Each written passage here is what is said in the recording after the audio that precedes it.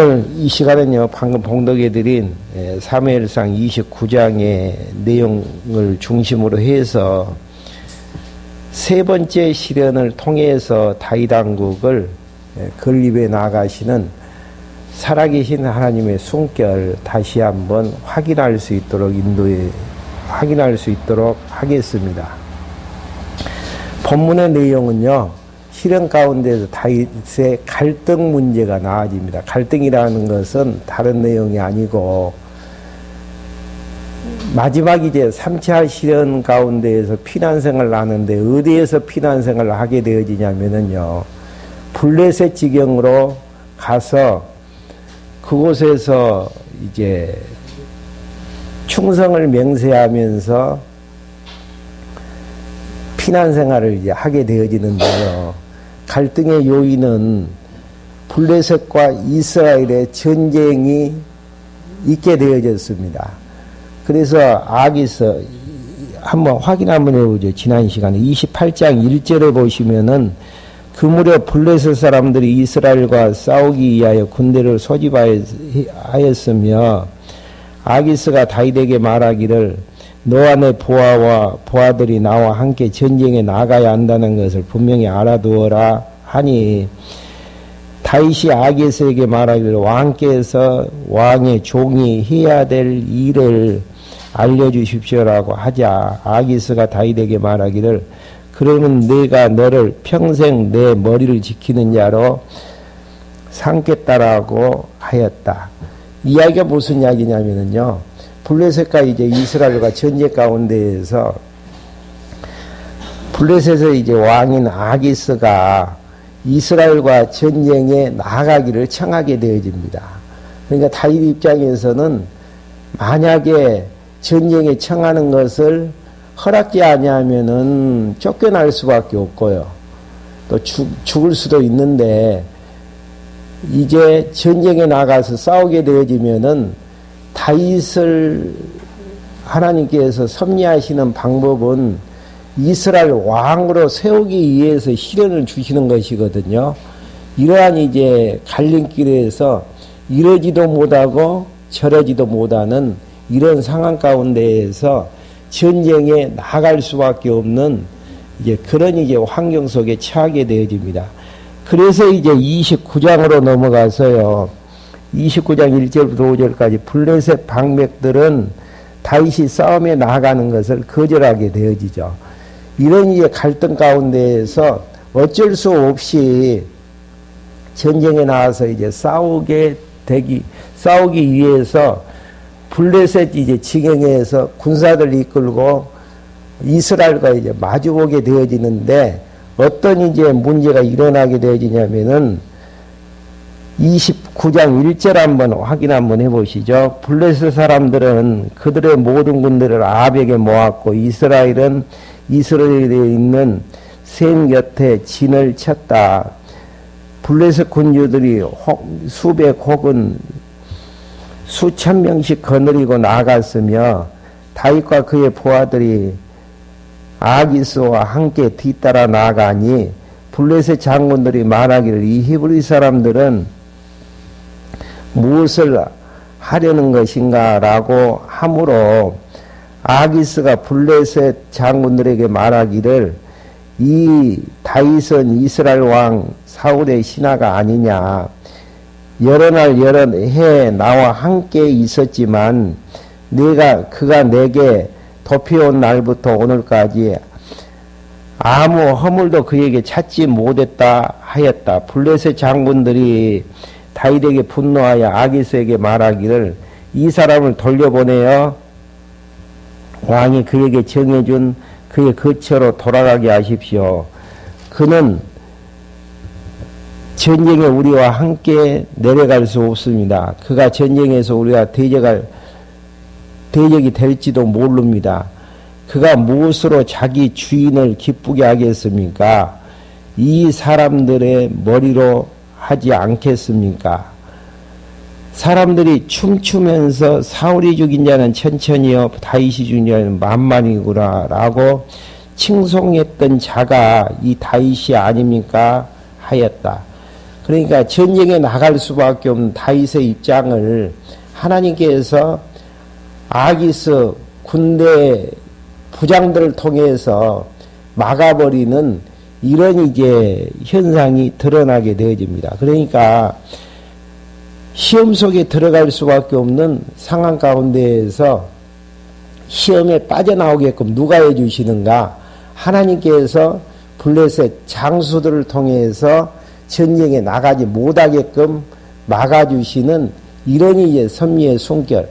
갈등이라는 것이요, 내가 문제를 해결하는 것이 아니고 해결하는 분이 하나님이신데 하나님의 뜻 가운데에서 시험에 들게도 하시고 시험에 들지 않게도 하시는 하나님의 섭리의 숨결이 담겨져 있습니다. 그 이유는 이스라엘과 전쟁에서 다윗이 이제 싸우게 되어지면은 다윗의 흠집이 생겨져서 이스라엘의 왕으로서의 자격 시비가 될 수 있잖아요. 그런 이제 문제들을 하나님께서 다 해결해 주시는 내용이 5절까지 나와져 있고요. 그 다음에 6절부터 11절까지 다윗이 아기스의 권면으로 블레셋 사람의 땅으로 가게 되어지는 장면이 이제 6절부터 나와집니다. 아기스가 다윗을 불러 말하였다. 여호와의 살아계심을 두고 맹세한다. 참으로 너는 올바른 사람이며 네가 내게 온 날부터 오늘까지 내게서 악을 발견하지 못하였으므로 네가 나와 함께 징용 가운데 출입하는 것을 내게는 좋으나 장군들이 너를 좋아하지 않으니 그러므로 이제 너는 평안히 가서 블레셋 장군들의 눈에 거슬리게 행동하지 마라. 다윗이 아기스에게 말하기를 제가 무엇을 했으며 제가 왕 앞에서 오늘까지 있는 동안에 왕께서 왕의 종에게 무엇을 발견하였기에 제가 가서 내주 왕의 온수와 싸우지 못하게 하십니까? 라고 하니 도리어 이제 다윗이 큰 소리를 쳐버리죠. 전쟁에 나가서 왕의 온수들을 치려고 하는데 왜 막으십니까? 그러니까 아기스가 대답하여 다윗에게 말했다. 너는 내가 보기에 하나님의 천사처럼 선하다는 것을 네가 알지만 블레셋 장군들이 그는 우리와 함께 싸우려 올라가서는 안 됩니다. 라고 말하니 이제 너는 너와 함께 온 내 주의 종들과 함께 아침 일찍 일어나 날이 밝으면 떠나가라.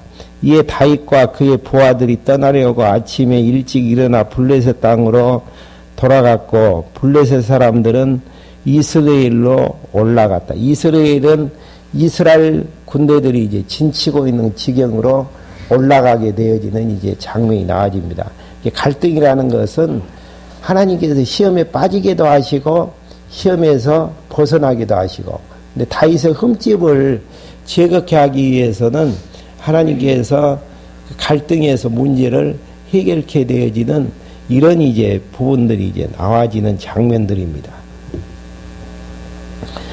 그 다음에 이제 마지막, 시련의 마지막 그 주제가 다윗의 승리로 이제 끝이 나집니다.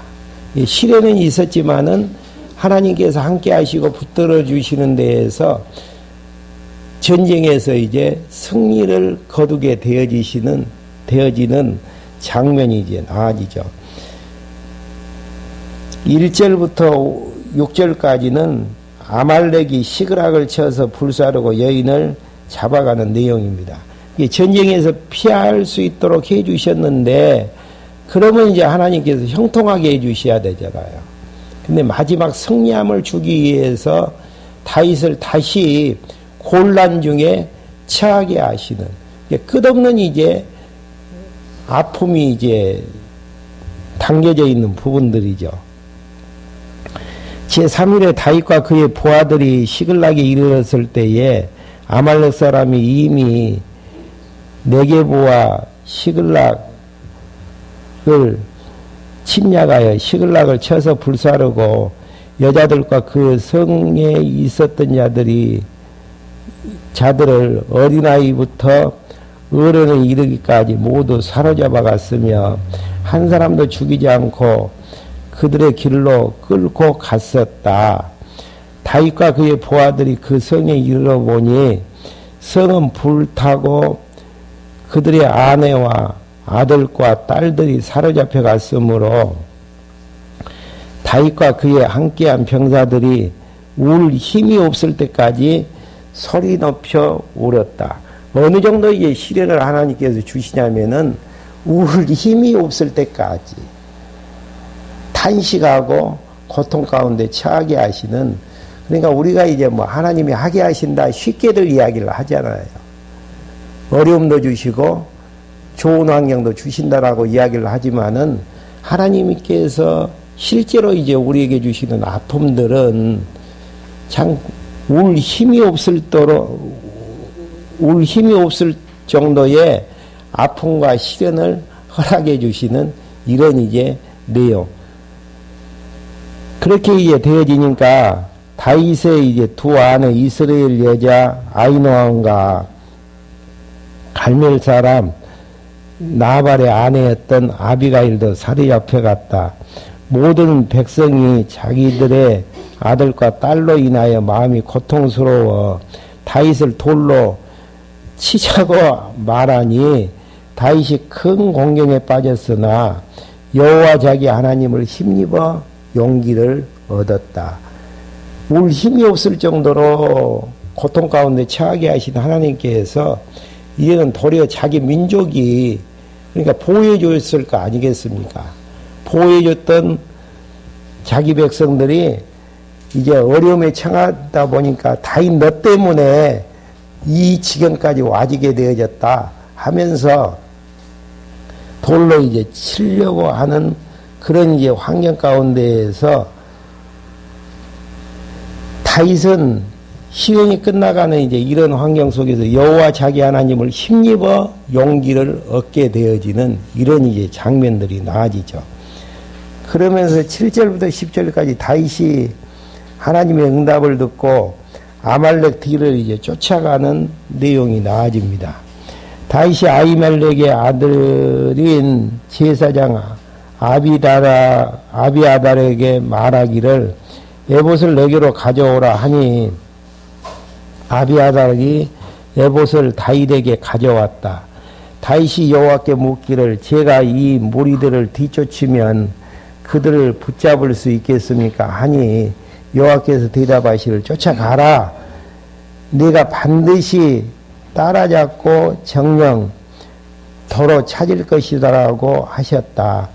다윗과 그와 함께한 부하 600명이 가서 보슬 시내까지 이르러서는 뒤처진 자들을 그곳에서 머물게 하였으니 그 보슬 시내를 건너지 못할 만큼 지친 200명은 그곳에 머물게 했고 다윗과 400명은 계속 이제 추격하였다. 그러니까 추격하는 것도 시련의 결과에서 배웠던 내용들은 하나님이 자기와 함께 하시고 역사의 주관자는 누구시다? 하나님이시다. 이걸 이제 알았기 때문에 철저하니 하나님 앞에 물어보고 하나님이 가라고 했을 때에 가게 되어지는 이런 이제 부분들이죠. 그러니까 다윗이 한 가지 배웠던 내용들은 역사의 주관자가 누구신가? 사람인가? 하나님이신가? 하나님이시다는 사실을 배우게 되어지죠.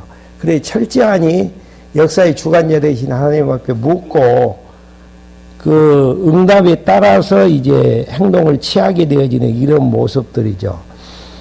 그리고 이제 11절부터 15절까지 다윗이 아말렉 나고병에게 도와주며 안내를 부탁하게 되어집니다. 그러니까 나고병을 보내셔서 다윗의 길을 예비하시고 인도하시는 하나님의 섭리가 이제 나아집니다. 11절요. 부하들이 들에서 한 이집트 사람들 사람을 만나 그를 다윗에게 데려와서 그에게 음식을 주어 먹게 하며 물을 마시게 하고 그에게 무화과 한 덩이와 건포도 2송이를 주므로 그가 먹고 제정신이 돌아왔으니 그가 사흘밤 동안 음식을 먹지 못했고 물도 마시지 못했기 때문이었다. 다윗이 그에게 말하기를 너는 누구기에 속하였으며 어디서 왔느냐라고 하였으니 젊은이가 말하기를 저는 이집트 사람으로서 아말렉 사람의 종입니다. 제가 병들자 3일 전에 제 주인이 저를 버렸습니다. 버리게 하시는 것도 다윗을 만나게 하시려는 하나님의 섭리의 숨결이죠. 그러니까 우리 일상생활에 드러나지는 모든 만사가 하나님의 뜻을 이루는 도구고 한 방편이라고 생각을 하시면 되어집니다.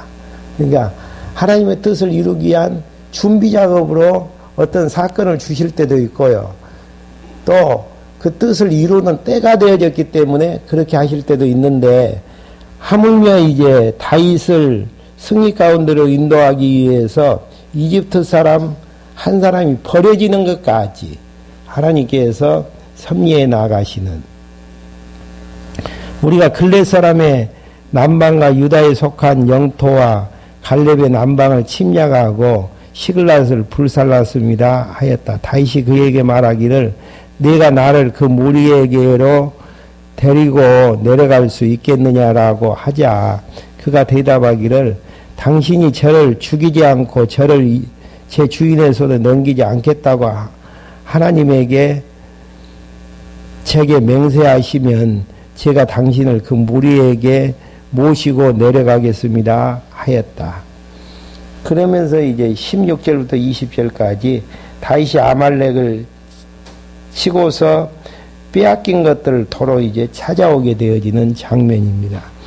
그가 다윗을 인도하여 내려갔는데 보라 그들은 블레셋 땅과 유다 땅을 탈취한 그 엄청난 노량물을 가지고 온 땅에 흩어져 먹고 마시며 춤추고 있었다. 다윗이 동틀 때부터 이튿날 저녁까지 그들을 죽였으니 낙타를 타고 도망한 400명의 젊은 사람들 외에는 피한 사람이 없었다. 다윗이 아말렉이 탈취하였던 모든 것을 도로 빼앗았으며 또 자기 두 아내도 구출했고 어린아이와 어린아이나 어른이나 아들이나 딸이나 노랑물이나 그들이 탈취한 어떤 것도 잃은 것이 없이 모든 것을 되찾았으며 또 다윗이 모든 양떼와 소떼를 되찾았으니 그들이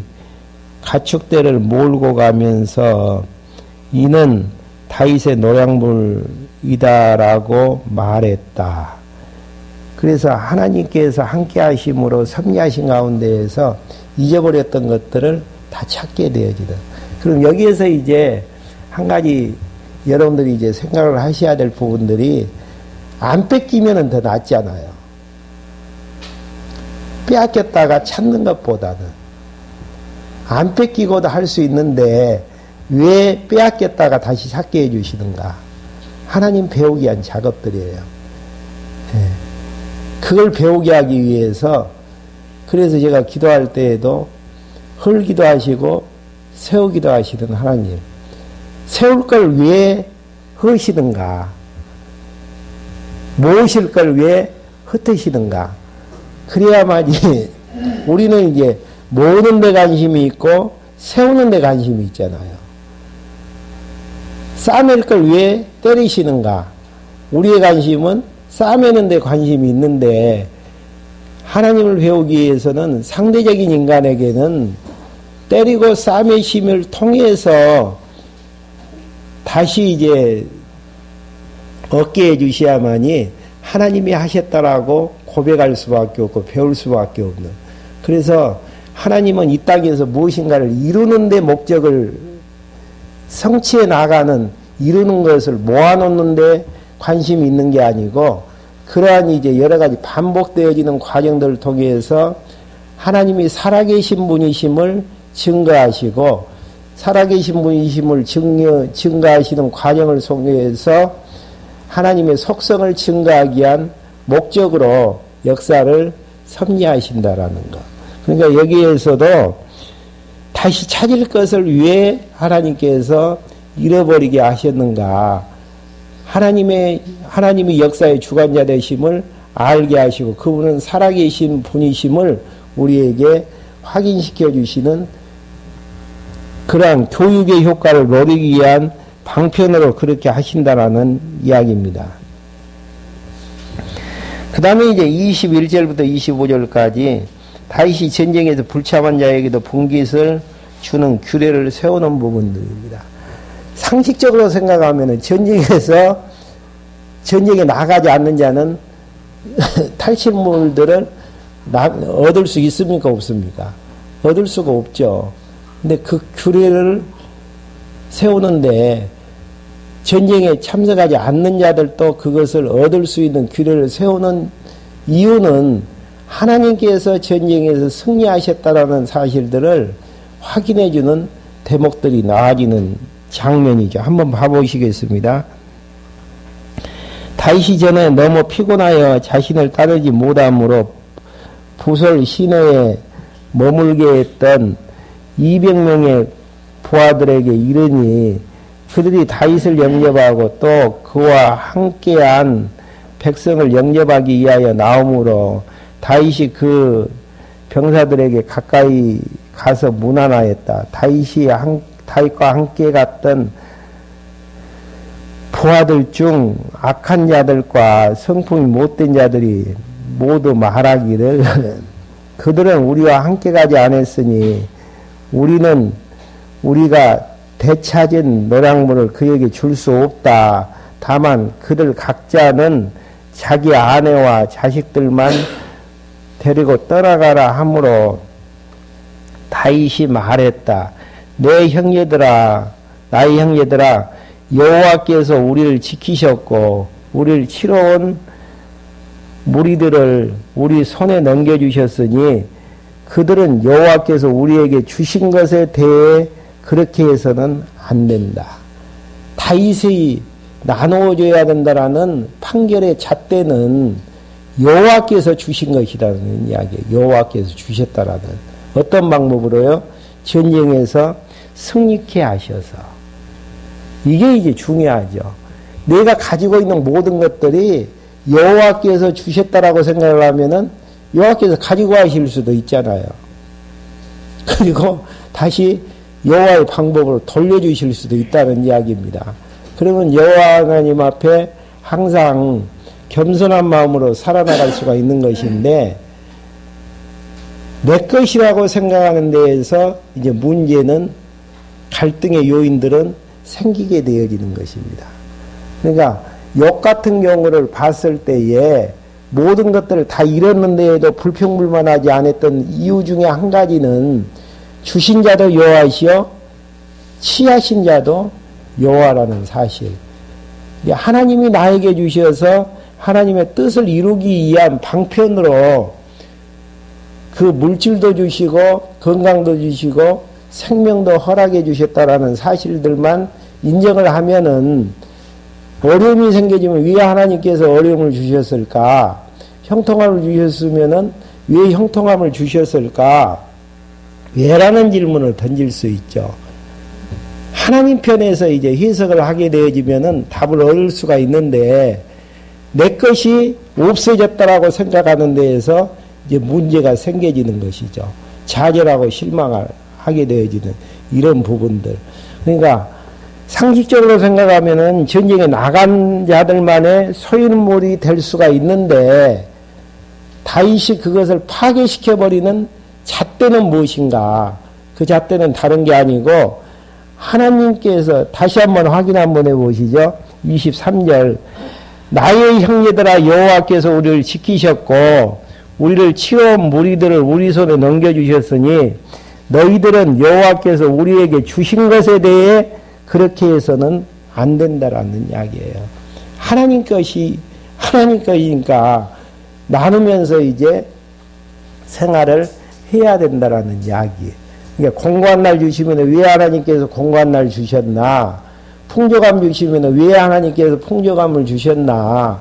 그걸 생각하는 게 중요하고 그 뜻 따라서 행동하는 그 자체가 신앙생활인 것이지, 내 기준에서 내 거니까 내가 손해본다, 이득 본다, 이런 차원은 상식적인 이야기지 신앙적인 생각은 아니다라는 이야기죠. 그러면서 24절, 누가 일에 관하여 너희 말을 듣겠느냐? 싸우려 내려갔던 자들의 목이나 소유물 격해 머물렀던 자의 목을 똑같이 나눠야 할 것이다. 그러니까 싸움에 나간 자나 나가지 않는 자나 하나님이 주신 거니까 똑같이 이제 나누기를 판결하는 부분입니다. 그날 이후 다윗이 이것을 이스라엘의 법도와 규례와 법도로 삼았더니 오늘날까지 이어지고 있다. 신간에 의한 규례는 좋은 거예요. 신간에 의한 형식도 좋은 것이고 신간에 의한 의식도 좋은 것이고, 근데 신간이 올바르지 않는 신간이 아닌 규례라든지 법도라든지 의식 같은 경우는 폐지를 시켜야죠. 그러니까 중요한 부분은 우리가 형식 자체는 좋은 겁니까 안 좋은 겁니까? 답을 이야기하고 올바른 신관에 의한 규례 의식은 좋은 거다는 이야기예요. 여기서 이야기한 것처럼 전쟁에 나간 자나 전쟁에 나가지 않는 자나 똑같이 나누는 거, 그 이유는 하나님이 전쟁에서 승리하셔서 탈취해서 주시는 것이기 때문에 좋은 거예요. 그러지만은 올바르지 못한 신광이라든지 인간관에 의해서 세워진 규례와 의식들은 타파시켜야 되는, 그러니까 무조건 우리가 형식이나 의식을 배제시켜서는 안 됩니다. 예. 내용이 있는 내용이 있는 의식이라든지 규례 같은 것은 좋은 거지만은 내용이 없는 그런 부분들은 다시 한번 생각을 해봐야 되는. 그런데 이제 전쟁에 나간 자나 나가지 않는 자나 다 똑같이 나눠지는 규례가 오늘날까지 이어졌다라는 거. 그러면서 26절부터 30절까지 다윗이 전쟁 탈취물을 유다의 장로들에게까지 두루 보내게 되어지는 장면이 나아집니다. 다윗이 시글락에 이르러 자기의 친구인 유다 장로들에게 노략물 중에서 일부를 보내며 말하기를, 보아라, 이것은 여호와의 원수들에게서 노략한 것 중에서 너희들 위해 주는 선물이라고 하고, 이제 여러 지역에 있는 자들에게 선물을 보내는 31절 보시면은 헤브론에 있는 자들 곧 다윗과 자기 부하들이 다녔던 모든 곳에 그 선물을 보냈다. 이렇게 해서 1차, 2차, 3차 시련이 출발이 어떻게 되어졌죠? 다윗을 죽이려고 하는 사울의 시련부터, 이제 사울을 통한 시련부터 이제 시작을 해서 마지막 시련의 완성이 다윗의 승리로 끝이 나지게 되어지는, 이렇게 해서 다윗의 시련이라는 종목이 끝이 나졌고요.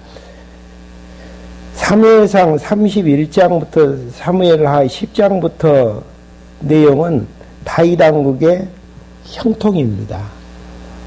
여러분들이 이제 좀 깊게 공부하셔야 될 분들이 생각해야 될 문제 제기는, 사울이 죽는 걸로 죽음을 당하는 부분이 31장으로 끝이 나지거든요. 그러면 여기까지 다윗의 시련이 매듭을 지을 수도 있는데 왜 형통으로 가지고 있는가? 예. 형통의 출발점이 되어질 수밖에 없나? 그 내용이 사무엘상 31장부터 사무엘하 4장까지가 반역자들의 진멸.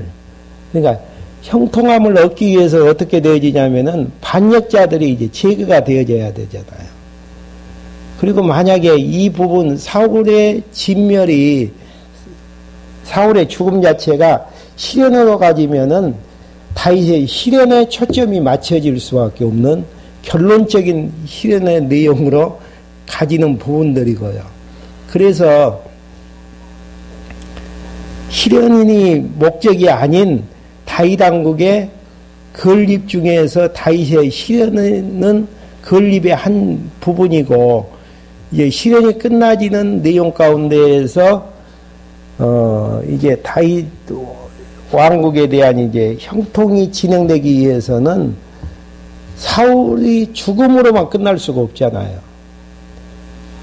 죽음으로만 끝날 수 없고 사울과 함께했던 대적들의 마지막을 이제 형통의 전주곡으로 이제 시작이 되어지는 이런 이제 장면들로 출발케 하기 위해서 그렇게 저자가 의미 분석을 하고 있지 않는가 그런 생각을 한번 해봤습니다. 한번 여러분들하고 이제 한번 시간이 있으면은 항상 주제가 시작되어지는 부분하고 끝나지는 부분에 대한 왜 이렇게 이제 나누었나. 일반적으로 생각하면은 사무엘상 31장까지가 실현의 결과, 마지막으로 이제 들어가면은 좋겠지만은 다윗 왕국 건립을 중심으로 한 주제이기 때문에 이제 형통을 이야기하기 위해서는 형통하기 위해서는 마지막 이제 반역자들의 죽음을 이야기를 할 수밖에 없잖아요. 그러기 위해서 이제 전체적인 이제 주제에 의해서 하다 보니까 31장부터가 이제 단락이 이제 나누어질 수밖에 없는 그런 이제 내용. 구체적인 부분들은 이제 티타임 시간에 한번 이야기 한번 해보죠. 31장부터 이제 사무엘하 10장까지 내용 가운데에서 다윗 왕국의 이제 형통 부분이고요. 형통 부분에서 형통함을 얻게 되기 위해서는 형통함을 얻게 된다는 이야기는 다윗 왕국이 건립되기 위해서는 반역자들이 이제 진멸돼야 되는데 첫 번째 제거돼야 될 대상이 누구죠? 사울이죠. 그래서 이제 사울 왕이 죽게 되어지는데 언제 죽어야죠? 사울 왕이 죽는 시기 자체가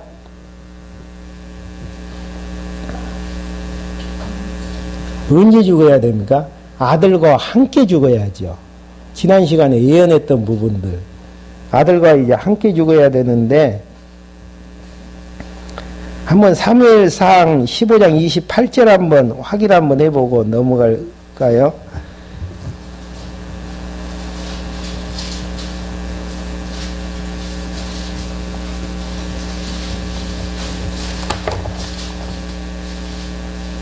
아니 28장 19절이요. 죄송합니다. 사무엘상 28장 19절.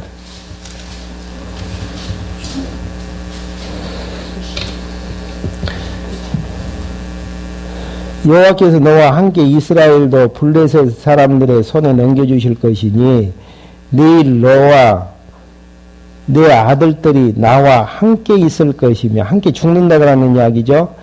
또한 사울에게 하는 이야기인데, 또한 여호와께서 이스라엘 군대에도 블레셋 사람의 손에 넘기실 것이다. 블레셋이 이제 승리하는 과정 속에서 아들과 함께 사울이 이제 죽게 될 것이다라는. 시기는 정확하게 나오지는 않았지만 블레셋과 전쟁에서 그렇게 이제 되어질 것이라는 거. 그러면 진짜 이제 하나님의 말씀이라면은 전쟁에서 함께 죽어야죠. 그것만 이제 확인 한번 해보시죠. 먼저 이제 사울이 죽게 되어지는 것인데 31장 1절부터 6절까지 사울과 그 아들들과 군대가 블레셋에서 패하여 죽게 되어지는 장면이 나와집니다. 블레셋 사람들이 이스라엘과 전쟁을 시작하자 이스라엘 사람들이 블레셋 사람들 앞에서 도망하여 갈보리 길볼이 산에서 죽임을 당하여 쓰러졌다. 블레셋 사람들은 사울과 그의 아들들을 바짝 쫓아가 사울의 아들인 요나단과 아비나답과 말가수아를 죽였다. 죽였죠. 세 아들이 죽었죠. 사울을 대적하던 싸움이 치열하여 활 쏘는 자들이 그를 맞추니 그가 활 쏘는 자들로 말미암아 중상을 입었으므로 사울이 그의 무기를 드는 자에게 말하기를 이 할례 없는 자들이 와서 나를 찌르고 모여가지 않도록 내 칼을 빼어 나를 찔러라 하였으나 그의 무기를 드는 자가 매우 두려워하여 그렇게 행하지 않았으니 사울이 칼을 빼어 들고 그 이에 엎어졌다. 사울의 무기를 든 자가 그의 죽는 것을 보고 그 역시 자기 칼 위에 엎어져서 그와 함께 죽었으니 6절 내용이 중요하죠. 사울과 그 세 아들과 그의 무기를 드는 자와 심지어 그의 모든 부하들이 그날 함께 죽었다. 중요한 부분은 함께 죽었다는 게 중요한 부분들이죠. 망하게끔 되어 있어요. 왜 망해야지요?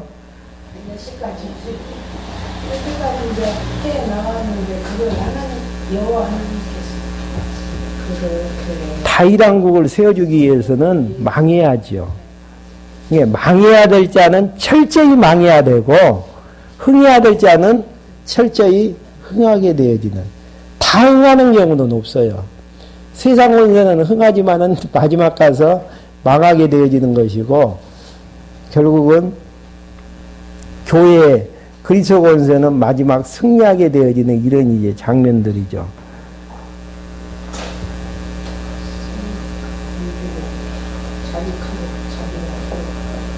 그러면서 이제 사무엘하 1장 1절부터 10절까지는요.